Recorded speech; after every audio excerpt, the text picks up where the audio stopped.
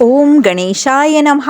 आज हम शरद पूर्णिमा की कथा सुनेंगे, जो कि बहुत ही महत्वपूर्ण कथा है और माना जाता है कि जिस तरह से दिवाली का दिन बहुत ही ज़्यादा शुभ और धन को अपनी तरफ खींचने के लिए होता है, उसी तरह उससे भी ज़्यादा अगर कोई शुभ दिन होता है तो वो शरद पूर्णिमा होता है। और इस दिन माता लक्ष्मी को बहुत आसानी से प्रसन्न किया जा सकता है।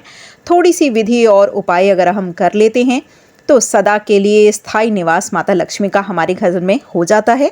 माना जाता है कि चंद्रमा भी समुद्र से ही उत्पन्न हुए हैं और लक्ष्मी माता भी, जैसे हम जानते ही हैं, कि उनकी भी उत्पत्ति समुद्र से ही मानी जाती है। तो इस तरह से ये दोनों भाई बहन माने जाते हैं।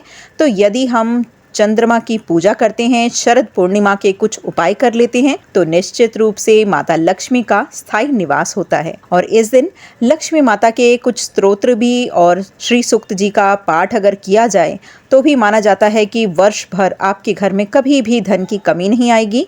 और एक कथा ज़रूर ही सुननी चाहिए।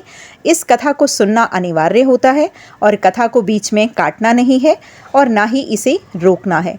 कथा को आप पूरी सुने और पूरे श्रद्धा और विश्वास के साथ शाम को शरद पूर्णिमा के दिन आपको जल देना है चंद्रमा को, उससे आपका चंद्र प्रबल होगा। और इस तरह से आप आगे कथा सुन लीजिए। ओम गणेशाय नमः। एक पौराणिक कथा के अनुसार एक साहूकार की दो बेटियां थीं। दोनों पूर्णिमा का व्रत रखती थीं। एक बार बड़ी बेटी ने पूर्णिमा का विधिवत व्रत किया, लेकिन छोटी बेटी ने व्रत छोड़ दिया, जिससे छोटी लड़की के बच्चों को जन्म होते ही मृत्यु हो जाती थी। एक बार साहूकार की बड़ी बेटी के पुण्य स्पर्श से छोटी बेटी का बालक जीवित हो गया।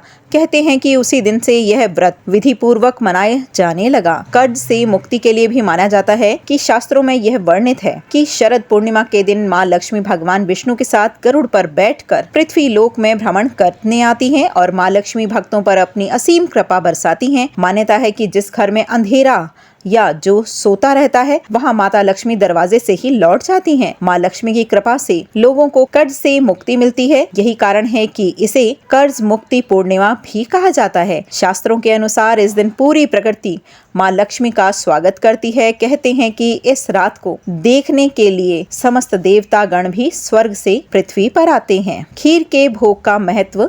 शरद पूर्णिमा के दिन माता लक्ष्मी की पूजा का विधान है। मान्यता है कि माता लक्ष्मी भक्तों को कष्टों से मुक्ति दिलाती हैं। शरद पूर्णिमा के दिन खीर का भोग लगाकर आसमान के नीचे रख दिया जाता है। हिंदू कैलेंडर के अनुसार अश्विन मास के शुक्ल पक्ष की पूर्णिमा को शरद पूर्णिमा कहते हैं। इस साल शरद पूर्णिमा 9 अक्टूबर। धार्मिक मान्यताओं के अनुसार इस दिन चंद्रमा अपनी पूरी 16 कलाओं से परिपूर्ण होते हैं। और एक अन्य पौराणिक कथा के अनुसार समुद्र मंथन से जब मंथन हो रहा था, तब शरद पूर्णिमा के दिन ही माता लक्ष्मी प्रकट हुई थी। इसी वजह से शरद पूर्णिमा के दिन चंद्रदेव के साथ माँ लक्ष्मी जी की पूजा शुभ मानी जाती है। मान्यता है कि इस दिन माँ लक्ष्मी धरती पर विचरण करती हैं और अपने भक्तों पर कृपा बरसाती हैं। शरद पूर्णिमा के दिन शुभ मुहूर्त जो है वो 9 अक्टूबर को सुबह 3:41 से प्रारंभ होगा और जो कि 10 अक्टूबर को सुबह 2:25 तक रहेगी। हिंदू धर्म में शरद पूर्णिमा का काफी महत्व माना गया है और शरद पूर्णिमा को कोजागरी पूर्णिमा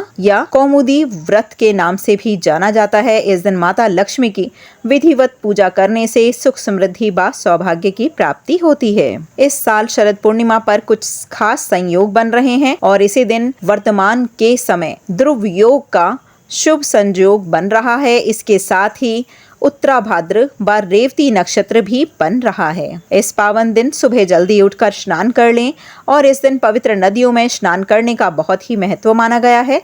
आप नहाने के पानी में गंगा जल डालकर भी स्नान कर सकते हैं। नहाते समय सभी पावन नदियों का ध्यान कर लें।